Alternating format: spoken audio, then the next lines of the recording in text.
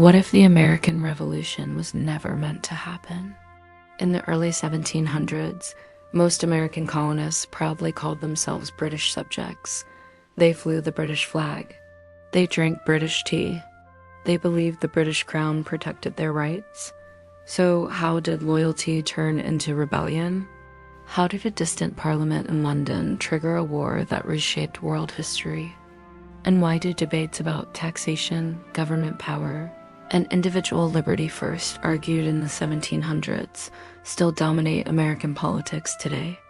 To understand modern America, we must return to the moment when obedience collapsed and revolution was born.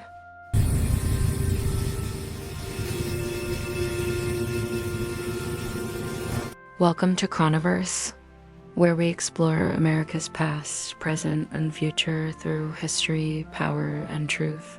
Today's documentary travels back thousands of years before the United States, before European colonization, and before this land was ever called America.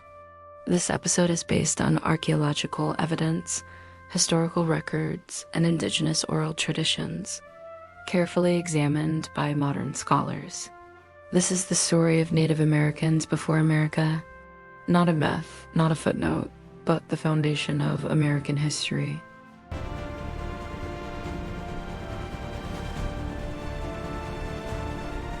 Archaeological and genetic evidence indicates that humans entered the Americas no later than 15,000 BCE, and possibly several thousand years earlier. This migration took place during the last ice age, when global sea levels were significantly lower than they are today. During this period, a vast land bridge known as Beringia connected Siberia and Alaska. This landmass existed roughly between 20,000 and 11,000 BCE, enabling human populations to migrate into North America on foot. Evidence for early human presence comes from multiple archaeological sites. The Clovis culture, dated to approximately 13,000 BCE, was long believed to represent the earliest inhabitants of the Americas. However, discoveries at older pre-Clovis sites, most notably Monte Verde in present-day Chile, dated to around 14,500 BCE, demonstrate that humans arrived earlier than once thought. Over thousands of years, these early populations spread across the continent, adapting to a wide range of environments. They established communities in dense forests, open plains, arid deserts, mountain regions, and coastal areas, developing distinct lifeways shaped by their surroundings. By the time Europeans arrived in 1492 CE, historians estimate that between 5 and 15 million indigenous people lived in North America alone. These populations did not form a single society. Rather, they consisted of hundreds of distinct nations, each with its own language, culture, and social structure.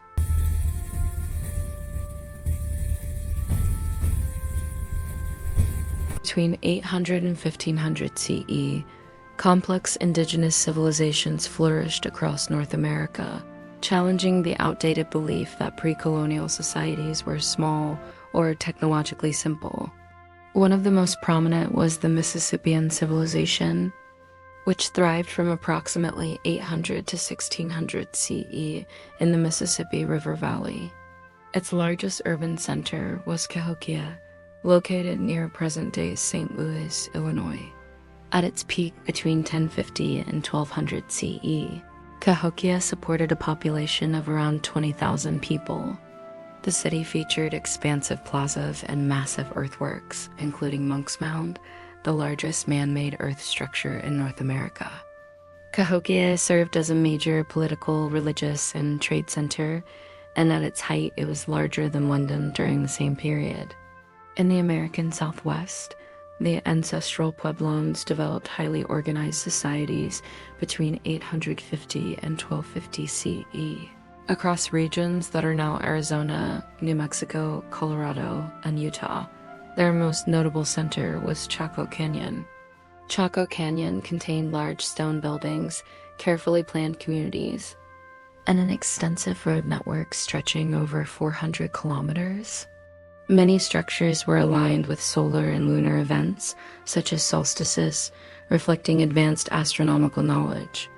These were engineered societies, built with long-term planning rather than temporary settlements. We gather in that tree of peace to strengthen our agreements. Indigenous political systems across North America were diverse and sophisticated, often emphasizing shared authority rather than centralized rule. One of the most influential examples was the Haudenosaunee Confederacy, also known as the Iroquois Confederacy.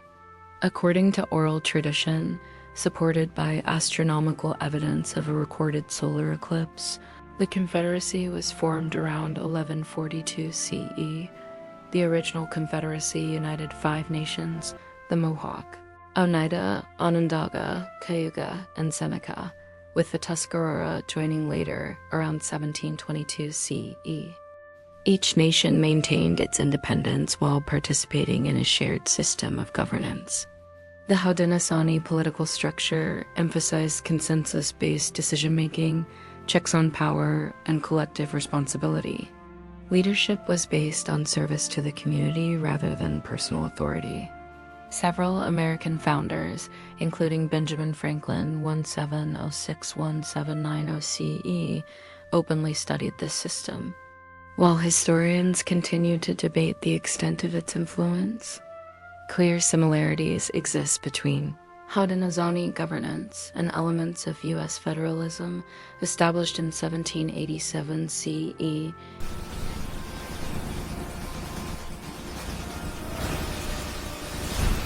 Indigenous nations across North America were deeply connected through extensive trade networks that existed long before European contact. Archaeological evidence confirms that copper from the Great Lakes has been found in burial sites in the southeast.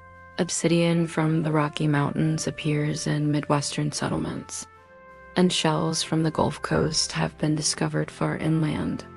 These trade routes stretched between 1,500 and 3,000 miles, predating European roads, canals, and railways.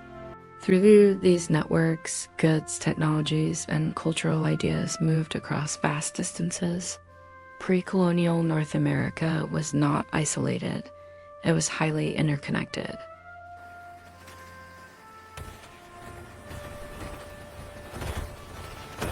Many indigenous cultures shared a worldview in which humans were seen as part of the natural world rather than separate from it. Land was generally understood as shared, sacred, and stewarded for future generations rather than owned as private property. This perspective was a cultural worldview, not a universal rule. Indigenous societies were diverse, and land practices varied widely from one nation to another. Nevertheless, this approach fundamentally conflicted with European concepts of private land ownership, permanent settlement, and resource extraction. The clash between these worldviews would shape centuries of conflict in North America.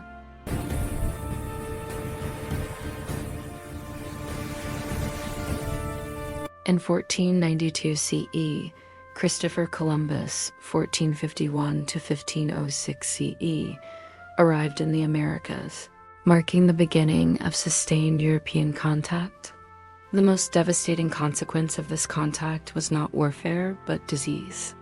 Illnesses such as smallpox, measles, and influenza, to which indigenous populations had no immunity, spread rapidly across the continent.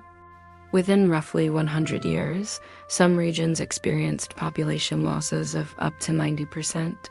While scholars debate exact figures, there is broad agreement that the demographic collapse was catastrophic. In many cases, entire societies declined or disappeared before direct contact with Europeans occurred.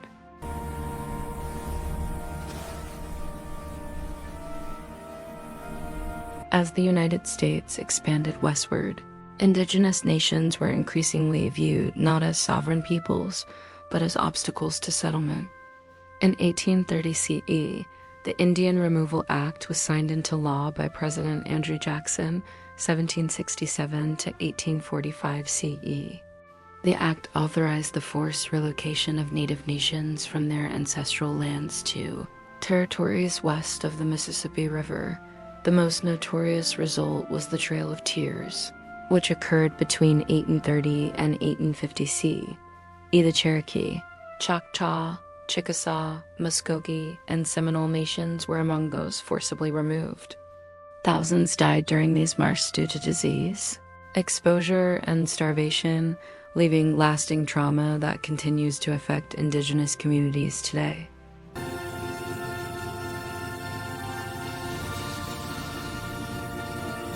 Indigenous peoples remain a vital and living part of North America. Today, there are more than 570 federally recognized tribes within the United States, each recognized as a sovereign government with its own laws, traditions, and cultural identity. Modern Native American communities continue to face challenges, including land rights disputes, economic inequality, and the preservation of languages and cultural heritage. Despite centuries of displacement and hardship, they did not disappear. They endured, and they continue to shape America's story.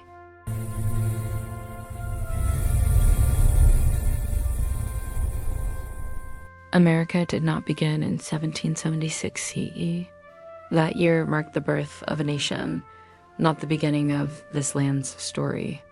Long before declarations, borders, or flags, this continent was shaped by thousands of years of human history, by indigenous nations who built cities, governed themselves, traded across vast distances, and lived in deep relationship with the land. Their stories were not erased by time.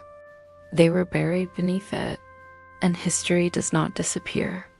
It endures, shaping cultures, laws, landscapes, and identities long after its voices fall silent. To understand where America is going, we must first understand who was here before, what was lost, what was taken, and what survived. This is not forgotten history.